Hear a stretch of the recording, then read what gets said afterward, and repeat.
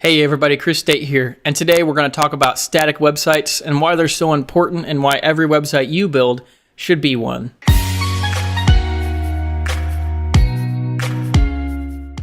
Alright, so the first thing about static sites is that every website in the beginning of website building was a static website. What do I mean by this? What do you mean by static?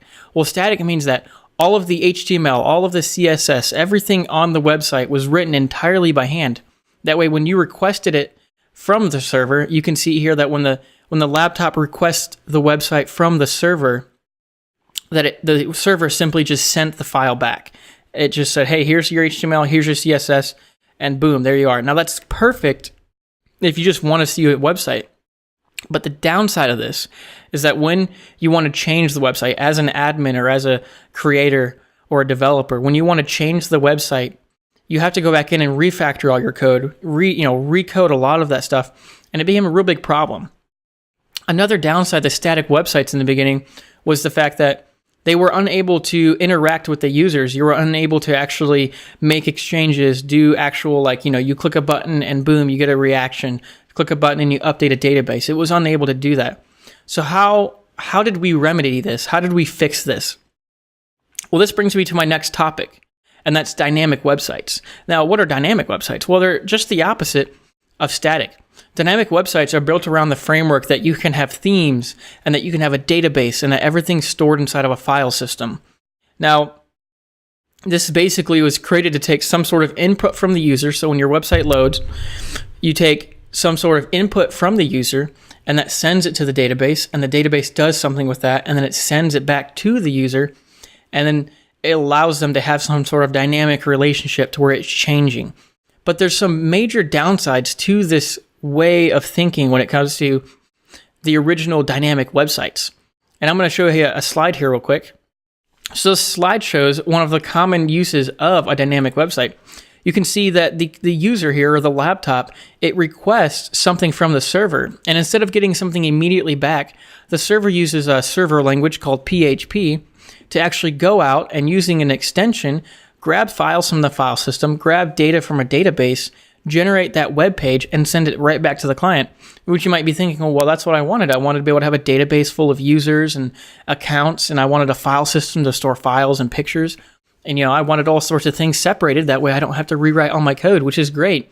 But this brings me to two major factors that really that can cripple your website.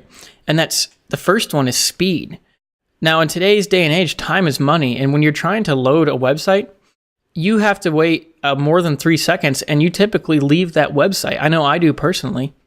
Now, why is this a big problem with this setup, with this dynamic website? Well, every time that you have to build that web page, every time PHP has to go through these extensions and go through the database, that's adding more and more time. So that's just a huge factor of I don't want to be on that website because it adds more time. And with all these different parts in there, this brings me to my next big point, is there's lots of breaking points. The more points of exchange is the more points of breakage. What do I mean by this? Well, typically your server doesn't have to have all of that stuff on it. And just because it does have all that stuff on it doesn't mean it's not being run by 3 separate entities. Your database could be running in SQLite, and your file system could be a big storage center, and your actual server is sitting someplace else. And if one thing goes down, all of it goes down. So the more points of failure is with every single system. So how did we get away from this? How did we solve this problem? Because we just haven't lived with this problem. We always solve problems, right? Well, this is where a couple things come in. And one of the biggest things was JavaScript. JavaScript changed the world, actually. It's a language that does the same stuff on the server, the same manipulating data and changing results and stuff like that it would do on the server, but it actually runs client-side on your laptop, on your phone, on your desktop. Now, this is thanks to... For this, you can make your websites feel dynamic thanks to some frameworks called jQuery, Angular, React. Those are some really popular ones. There's thousands of them out there, but they're all built using JavaScript. And this makes your what was before your static sites very dynamic, in the sense that while you're still writing all your code by hand, it's now very responsive. Things change, things update, all that stuff, right? Just using this JavaScript doesn't make the static part any less static. It just adds dynamic to the website. So what's going to solve our problem of having to rewrite all of our code and have to refactor it constantly? See, JavaScript made it a lot easier to make sites more reactive, but developers made the jump from dynamic sites to static sites. What gave them that jump to come back? Well, that's something called static site generators. See, one of the biggest downsides of the original static site of generation is that every time you wanted to make a change again, you would have to basically start from scratch or refactor. And now we have these things called static site generators. And I'm going to show you guys how this works. So on the left-hand side, you as a creator, this is your workflow. So you have two things you have to work on. You have to build a theme and you have to build your content. So you build your theme using HTML and CSS and JavaScript. You build the feel, you build the skeleton of your website, and the content is saved separately in other files. And what the static site generator does here is it takes both of them, it brings them in, and it merges them together, and it pushes out your website, and it pushes that out through HTML, JavaScript, and CSS. Now, why is this great? This is great because if you want to add content or you want to change your theme, you don't actually have to do anything but change those files. If you were to want to change your entire website to a different color scheme, you don't have to go through and change every single page. You change one template or one piece of your skeleton, and when that static site generator regenerates the website, it will actually just, boom, it'll take all the files, merge them together, and say, here's your new website with the new color. Now, you'll notice on there, I also have something called markup underneath the content.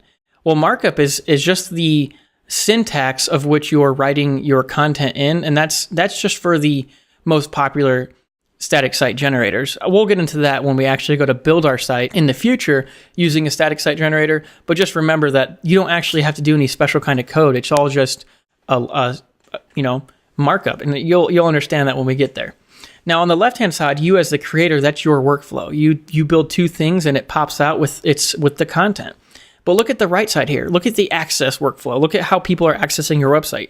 There's no hoopla. There's no craziness. There's no points of breakage. There's from the computer to the server.